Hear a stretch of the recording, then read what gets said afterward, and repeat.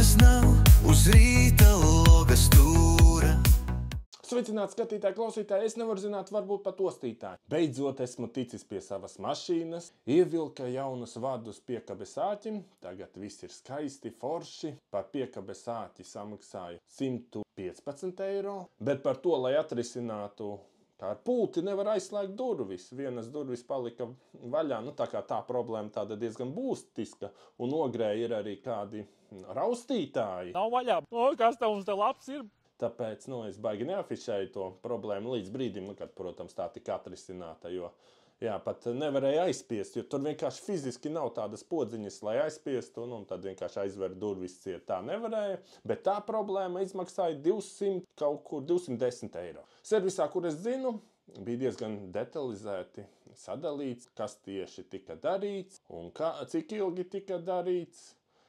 Iziesim kopā ar manu asistentu, parunāsim, cik tas viss maksāja un vai tas viss ir atbilstoši. Sveiks, es filmēju YouTube video, vai vari man palīdzēt ar tām summām iziet cauri? Gribu apspriest, cik tas ir labi, cik tas slikti. Es tev iepriekš aizsūtīju tabulu, pēc tās tabulas visur diezgan detalizēti izejam cauri un saprotam, cik ilgi tas ir noticis, katrs remonts, diagnostika un tā tālāk, un cik tas maksāja, un nedaudz paspriedīsim, vai tā ir adekvāta summa un adekvāti patērēts laiks vai ne. Aha, tabula, skaidrs. Tad iesim cauri tam, kas tur sarakstīts. Sāksim ar remonta ilgumi un to, vai tiešām tik daudz laika vajadzēja. Diagnostika, standarta procedūra. Tur 40 minūtes vai stunda ir loģiski. Slēdzenes maiņa. Pusotra stunda, ja meistars rūpīgs, nav pārspīlēti. Vadu remonts, atkal atkarīgs no bojājuma. Parasti arī stunda. Un tagad par summām. Ja viss kopā ir 325 eiro, tad, ja rēķina PVN un darbu, nav baigi lēti, bet arī nav ārprātīgi. Ja vēlies... Bet komentētāri saka, ka tas varētu būt diezgan dārgi. Es nezinu, mēs tā tikai minu. Kā tev liekas, tas būs dārgi vai ne? Ja skatāmies uz to visu, tad, jā, varētu šķist dārgi, bet autoremonts nekad nav lēts prieks. Ja tev liekas, ka summa varētu būt dārga, vari paprasīt pie... Kas tur notika? Kur pazudi? Man jāturpina filmēt video, jokaidi ārā. Palīdz lūdzu. Remonta palīga materiāli, īkumi, kas vienmēr vajadzīgi. Tur cenas ap 14 eiro. Normāli, vai ne? Tālāk, elektrokomplekts piekabei, ap 10 eiro. Kā normāli, jā. Tu esi vēl šeit? Nākamais punktā – diagnostika. 40 eiro par kļūdu nolasīšanu, kas ir standarta cena. Tad durvis slēdzenes maini. 60 eiro par pusotru stundu. Tas ir saprātīgi, ja gribi, lai darbs ir kārtīgs. Vadu remonts arī 40 eiro par stundu. Kopumā man 3 dienas mašīna nebija pieejama. Vai tas varētu būt, ka viņi arī visas 3 dienas tur taisīja kaut ko? 3 dienas bez mašīnas? Ja tajā laikā tiešām strādāja, tad jā, atkarīgs no servisa noslogojuma. Bet 3 dienas varētu būt normāli, ja bija jāgaida detaļas vai bija ciki darbi rindā. Ja viss darbs kopā bija apmēram 4 stundas, tad pārējais laiks visticamāk bija gaidīšana. Ja liekas, ka 3 dienas ir par ilgu, vari vienmēr paprasīt, ko tieši viņi darīja vai kas aizkavēja. Bet 3 dienas nav nekas ārkārtējs, ja serviss ir noslogots. Jā, viņi tur teica, ka gaidīja detaļas, durvis gaidīja, durvīm to slēdzeni gaidīja, viņa maksāja 50 eiro. Viņa laikam jaunu lika, jo man te komentāros rakstīja, ka pa 15 var dabūt. Jā, ja gaidīja detaļas, tad tas izskaidro kavēšanos. Par slēdzeni? 50 eiro varbūt nav lētākā opcija, bet ja uzlika jaunu un kvalitatīvu, tad tas atbilst normām. Komentāros par 15 eiro, iespējams kāds runā par lietotu detaļu vai lētāku variantu, bet atkal kvalitāte maksā. Un ja gribi, lai durvis slēdzas kā nākas, vai būtu nav vērts skopoties. Ja gribās lētāk, vienmēr vari painteresēties par alternatīvām. Kopumā tātad 115 par piekabes vadu pielikšanu un 210 par, lai slēdzenes strādā, lai var aizslēgt ar pulti. Tas ir adekvāti vai nē? Vai es varu sevi saukt par muļķi vai nē?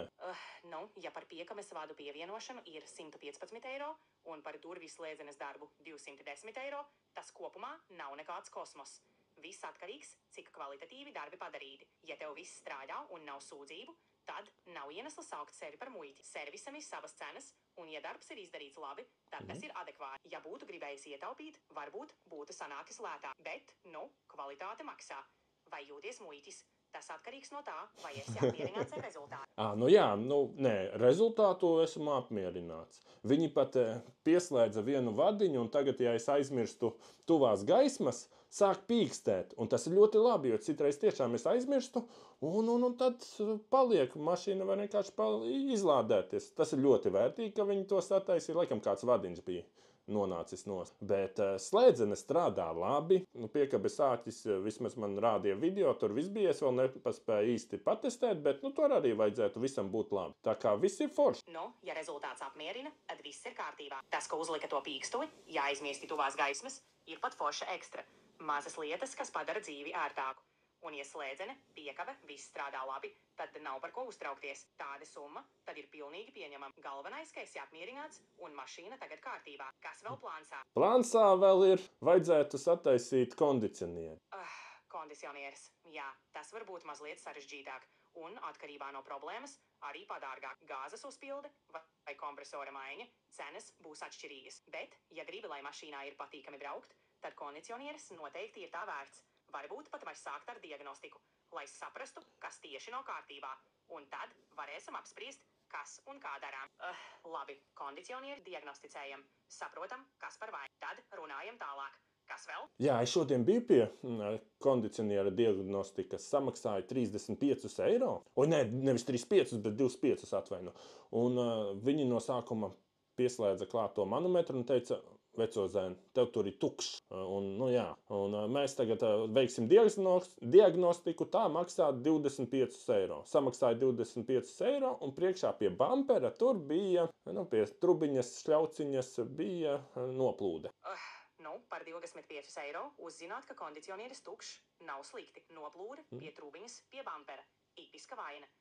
Tagad jālabo tā trubiņa vai savienojums. Pēc tam jāuzpilda gāze. Cenas atšķirsies. Bet galvenais saremontē, lai vasarā nav kasti.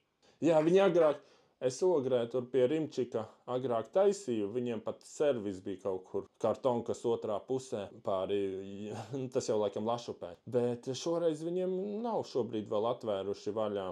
Līdz ar to nezinu, kur varētu taisīt. Lūdzu, ierakstiet komentāros, kur varētu taisīt. Ja gribu labu servisu un Ogrē pie Rimčika nav vaļā, vari pamēģināt kādu no zināmiem Rīgas servisiem. Ir daži ar labu reputāciju. Paskaties atsaukt, varbūt atradīsi, ko piemērot. Bet, svarīgi, lai meistars zinošs. Nevis pirmais, kas pagadās. Kas vēl grib apspriest? Es Rīgā Valmieras ielā vai Sateklas ielā tur bija Sijāga vidis. Tur taisīju savu Renault.